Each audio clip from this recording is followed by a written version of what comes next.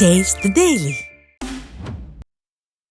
கள்ளக்குறிச்சி மாவட்டம் திருக்கோவிலூர் அருகே தனியார் பேருந்தின் படிக்கட்டுகளில் தொங்கியபடி மாணவர்கள் பயணித்த வீடியோ வெளியாகியுள்ளது. விழுப்புரம் மாவட்டம் திருவெண்ணைநல்லூரிலிருந்து திருக்கோவிலூர் நோக்கி சென்ற தனியார் பேருந்தில் பள்ளி கல்லூரி மாணவர்கள் படிக்கட்டுகளிலும் பின்பக்க ஏணிகளிலும் தொங்கியபடி உயிருக்கு ஆபத்தான நிலையில் பயணம் செய்தனர். இதுகுறித்த வீடியோ வெளியாகியுள்ள நிலையில் விளம்பர மோகத்தில் மூழ்கியுள்ள விடியா திமுக அரசு பள்ளி கல்லூரி நேரங்களில் தேவையான பேருந்துகளை இயக்க வேண்டும் என கோரிக்கை விடுக்கப்பட்டுள்ளது.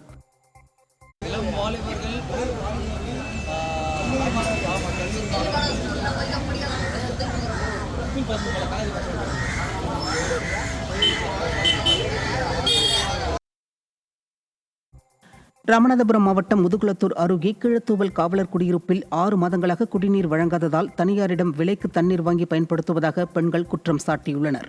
காவல்துறையினர் வசித்து வரும் குடியிருப்புகளில் கடந்த 6 மாதங்களாக காவிரி குடிநீர் வழங்காமல் உள்ளாட்சி அமைப்பு அதிகாரிகள் அலட்சியம் காட்டி வருவதாக புகார் கூறப்படுகிறது. தனியாரிடம் விலைக்கு தண்ணீர் வாங்குவதால் செலவு அதிகரித்துவிட்டதாக கூறும் பெண்கள் ஆழ்துளை கிணறும் முறையாக பராமரிக்கப்படாமல் மற்ற உபயோகங்களுக்கும் தண்ணீர் தட்டுப்பாடு ஏற்பட்டுள்ளதாக வேதனை தெரிவித்தனர். விடியா திமுக ஆட்சியில் காவல்துறை குடியிருப்புகளில் கூட குடிநீர் வழங்காமல் அரசு அதிகாரிகள் அலட்சியம் காட்டி வருவதாக மக்கள் குற்றம் சாட்டுகின்றனர். திருவள்ளூர் அடுத்த அயத்தூரில் சாலை பணிக்காக தோண்டிய பள்ளத்தில் விழுந்து முதியவர் உயிரிழந்ததை கண்டித்து பொதுமக்கள் சாலை மறியலில் ஈடுபட்டனர். புஜன் கண்டிகை பகுதியைச் சேர்ந்த கிருஷ்ணன் கோவில் திருவிழாவிற்கு சென்றுவிட்டு இருசக்கர வாகனத்தில் திரும்பிய போது அயத்தூர் பகுதியில் சாலை பணிக்காக தோண்டப்பட்ட 10 அடி பள்ளத்தில் விழுந்து சம்பவ இடத்திலேயே உயிரிழந்தார்.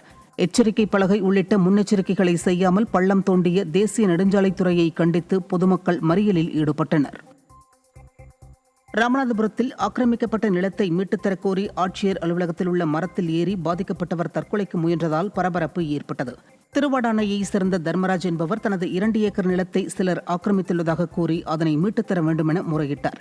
இதுகுறித்து பலமுறை மனு அளித்தும் எந்தவித நடவடிக்கையும் எடுக்காததால் விரக்தியடைந்த அவர் மாவட்ட ஆட்சியர் அலுவலக வளாகத்தில் உள்ள வேப்ப மரத்தில் ஏறி தற்கொலைக்கு முயன்றார்.